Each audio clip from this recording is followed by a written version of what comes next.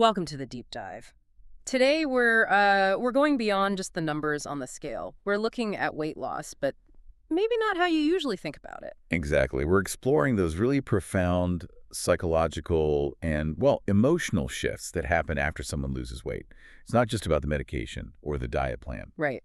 And our guide for this is Dan Hollis. He has some incredible insights, truly a unique perspective on what happens when, the cravings quiet down, when that sort of external noise And softens. something deeper starts to speak. Yeah, yeah. Yep. So our mission here is to really unpack that. There's a whole psychological landscape, things like identity grief, which we'll get into, and what happens in that quiet space when hunger isn't driving things anymore. And crucially, the need for what Hollis calls scaffolding throughout this whole process. Which brings us to this core idea from Hollis, and it really sets the stage. Weight loss is biology. Staying there is narrative. That's the kicker, isn't it? And this deep dive is all about what that actually means for you listening right now. Yeah. How do we move beyond just the physical change to a transformation that, well, actually sticks? Okay, let's start there. The aftermath. We see the before and after pictures, right? The celebrations. But Hollis points to something often missed. He calls it identity grief. It's such a sharp insight. Because, yeah, after significant weight loss, people genuinely might not recognize themselves. It's like their internal story of who they are suddenly doesn't fit this new body. That disconnect. Exactly, that profound disconnect. And you just don't hear about this identity grief in the usual weight loss success stories, those highlight reels. It's like there's this silence after the party's over, and Hollis says that's when the stuff we've maybe buried tends to surface. He makes this really powerful point, the real work. It doesn't start when you first cut calories or take the medication. When does it start then? It starts, he argues, when you stop needing food to explain your feelings. That's the moment. He puts it beautifully. When the cravings stop, the truth begins. Wow. So the physical part is almost like clearing the stage. That's a great way to put it. It's the opening act, the lasting change, the real transformation that happens inside when you finally have the space to deal with what was underneath all along. And for many people now, that space is being created or amplified by a biological tool. Let's talk semaglutide, Ozempic, Wegovy, you know the names. Right. Most people know it's a GLP-1 agonist, helps with weight loss, originally for diabetes. But Hollis offers this really crucial framing. It's not a magic fix. Definitely not. He calls it a biological pause. Or maybe even better, a window. It dials down the noise, the constant chatter of appetite and cravings. And what does that give you? It gives you time. Invaluable time, he says, to reflect, reset, rewire. That idea of a window is powerful. What does that look like in practice? What opens up? Well, think about it. If food has been like your go-to coping mechanism for comfort, boredom, stress, even happiness. Your emotional scaffolding, as he puts it. Exactly. If food was that scaffolding, then when the drug helps remove it, or at least quiet it down, you can feel suddenly bare, exposed. That sounds uncomfortable. It definitely can be. But Hollis argues that's where the real change actually starts. That discomfort is an invitation.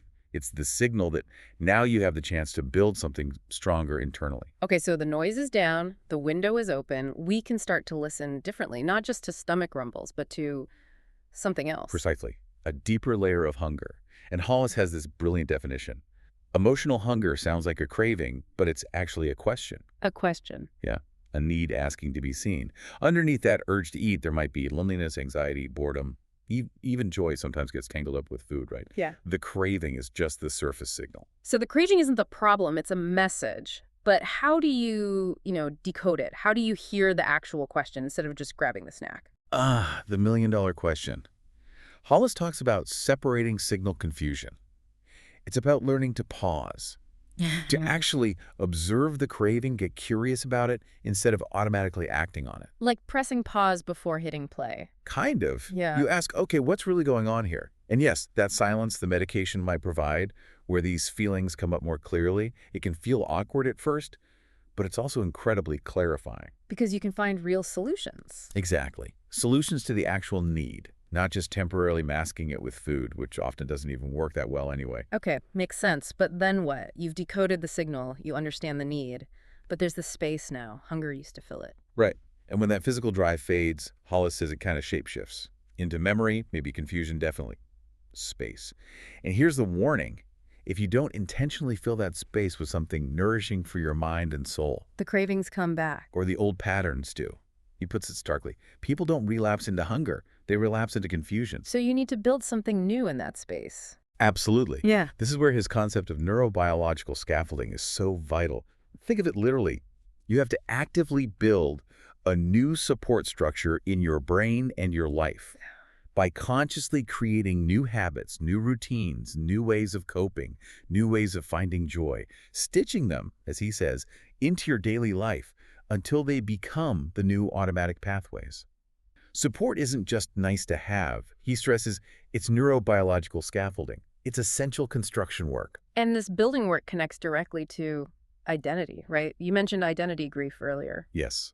Hollis sees that emotional eating, that confusion, often stemming from a disconnect with who you truly are or who you're becoming. Food fills a void that's actually about identity. Which leads to another powerful quote of his. You don't hold on to weight loss with discipline. You hold on to it with alignment. That shifts everything, doesn't it? It's not about white-knuckling it. It's about aligning your life, your choices, your environment with this emerging self. Replacing the old story, not just the snack. How does someone find that alignment? It's about asking those deeper questions.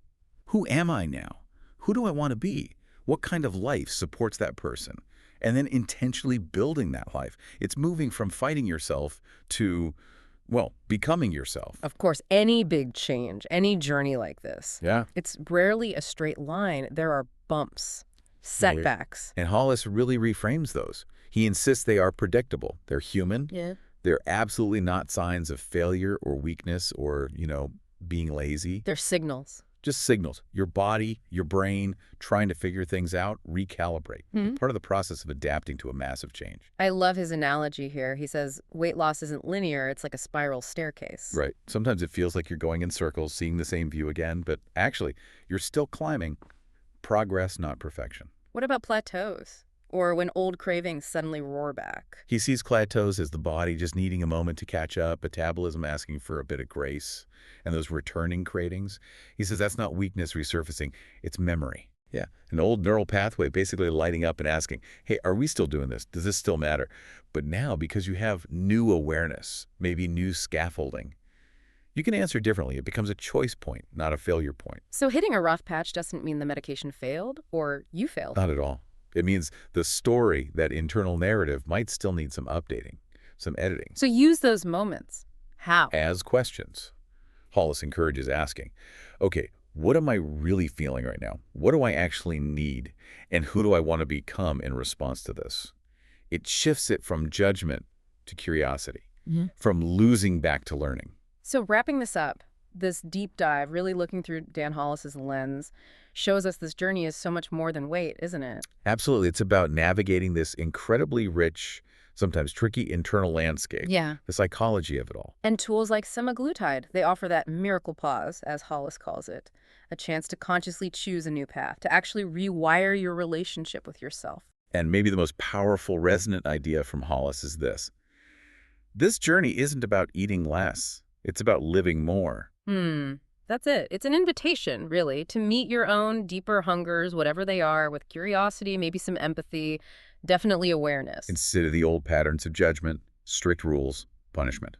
Because ultimately, as Dan Hollis says, this whole thing can be about coming home to themselves, really discovering and living the story that fits who you want to be. Not just a smaller version of the old story, a new one entirely. So the question we leave you with is, beyond food, what deeper hunger might you be trying to satisfy right now?